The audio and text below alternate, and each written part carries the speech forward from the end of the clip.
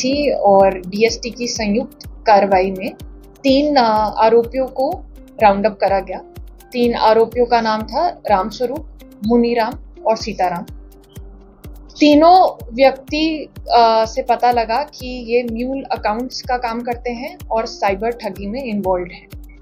अब इनकी कार्यशैली कैसे है? ये लोग टेलीग्राम पे फर्जी अकाउंट बनाकर साइबर ठगी मुखिया को प्रोवाइड करते हैं और वही साइबर ठगी मुखिया इसमें पैसे डलवाते हैं और फर्दर यही लोग आगे इन पैसों को आगे ट्रांसफर करते हैं। इनके जो अभी तक अकाउंट्स की जांच करी गई है उसमें पाया गया है कि टोटल 68 लाख की साइबर ठगी की राशि इनके अकाउंट से रिलेटेड है, जिसको एनसीआरपी पोर्टल से क्रॉस वेरीफाई किया गया। इस तफ्तीश में साइबर थाने का भी इम्पोर्टेंट रोल रहा है। आगे की तफ्तीश चल रही है और जो भी आगे डेवलपमेंट होगी आपको बता दिया जाएगा। इनमें से एक व्यक्ति है मुनीराम, जो नापसा थाने का रहने वाला है। वो भी एक प्रकरण में वांछित था, तो उसका एक आपराधिक रिकॉर्ड है, बाकी 2 का नहीं है। इस गिरोह का संरचना होने कितने समय से कर रहे हैं? ये करीब 6 महीने से ऑपरेट कर रहे हैं और ये जो एनसीआरपी की कंप्लेंट्स है ये भी लास्ट 2 महीने की है, जो राजस्थान से भी है, कर्नाटका और गुजरात से रिलेटेड है। आगे जांच चल रही है कि और कौन सी कंप्लेंट्स इनके अकाउंट से रिलेटेड। डॉक्यूमेंट्स कौन से प्राप्त हुए, क्या तरीका होता है?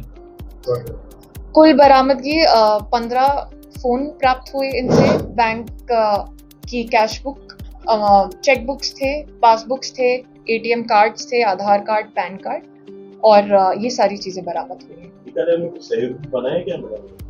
अभी इस पर जांच चल रही है। कितने रुपए का लेन देन हुआ? अभी तक 68 लाख की साइबर ठगी की राशि इन अकाउंट्स में डाली जा चुकी है और भी अकाउंट्स के बारे में जांच चल रही है और टोटल अमाउंट आगे पता चलेगा। कहाँ के मामले? इसमें गुजरात के भी मामले हैं, कर्नाटका के भी हैं और बाकी और अकाउंट्स की जैसे जांच होगी वो पता लग जाएगा। तो फर्जी डॉक्यूमेंट, पैन कार्ड और वगैरह कुछ प्राप्त हुए? हाँ, वो सब प्राप्त हुए। कितने पैन कार्ड और ये एग्जैक्ट डिटेल प्रेस नोट में लिखी हुई है, आपको इससे पता लग जाएगा। तो इन लोगों का जो मेन साइबर गिरोह है उनके साथ कांटेक्ट टेलीग्राम में था। अब जिन जिन लोगों के साथ इनका फर्दर कांटेक्ट टेलीग्राम में था उनकी जांच चल रही है, उनको आइडेंटिफाई करा जा रहा है और राउंड अप करा जा रहा है। तो अभी तक बड़ा नाम सामने है जो लगातार चीजों को कर रहा हो, जुड़ा हुआ हो? अभी जांच चल रही है उसका। क्रिप्टो से भी कुछ जुड़ा हुआ इसमें कुछ है क्या? अभी उस पर जांच चल रही है, अभी वो चीज क्लियर नहीं हुई। विदेश से भी रिलेटेड है? विदेश से तो नहीं, अभी भारतीय स्टेट्स में जितने भी साइबर ठगी के कंप्लेंट्स आई है उससे रिलेशन पता है। विशेष बैंक कौन से बैंकों में खाते हैं? सरकारी अधिकृत है या अलग-अलग प्राइवेट बैंक भी है? अलग-अलग प्राइवेट बैंक भी है सरकार। इतने सारे खाते खुल कर जाते हैं, मतलब जांच पता नहीं है अभी। उस कर्मचारियों के मिलने क्या है किसी बैंक के कर्मचारी? ये अभी जांच का विषय है, जैसे क्लियर होगा आगे बताएंगे। कौन से बैंक क्या नाम बता सकते? ये तो आप इनका नंबर प्रेस नोट में बताया गया है, आगे जब कंप्लीट जांच हो जाएगी आपको डिटेल में बता दिया जाएगा। इतना बड़ा अमाउंट है तो कुछ तो बैंकों की डिटेल्स साथी होंगी जी, कुछ खाते हैं, मैं वही कह रही हूँ, वो आप प्रेस नोट में देखिएगा, नाम बाद में। ठीक है। 3 आरोपी राउंड अप करे गए हैं जिनका नाम रामस्वरूप, मनीराम और सीताराम है। ये तीनों एक साइबर गिरोह के पार्ट हैं और ये फर्जी अकाउंट बनाकर आगे प्रोवाइड करते थे और इन्हीं फर्जी अकाउंट में साइबर ठगी की राशि का पाया गया है। 68 लाख रुपीस पाए गए हैं अभी तक और भी जांच चल रही है और इनसे 15 फोन्स, फर्दर सिम कार्ड्स और पैन कार्ड, बैंक की पासबुक्स, चेकबुक्स एक्सेट्रा भी बरामद हुए हैं। एनसीआरपी पोर्टल में जो कंप्लेंट्स है वो कर्नाटका से भी है, गुजरात से भी है, राजस्थान से भी है। आगे जांच चल रही है और कौन से रीजन से शिकायतें हैं।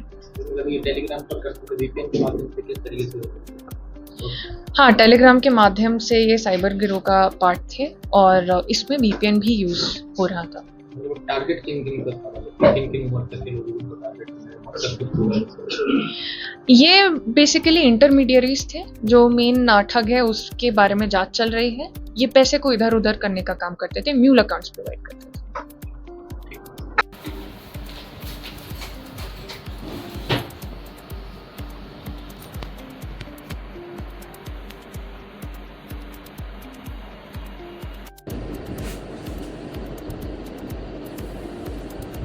थोड़ी सी आगे लेना मुझे।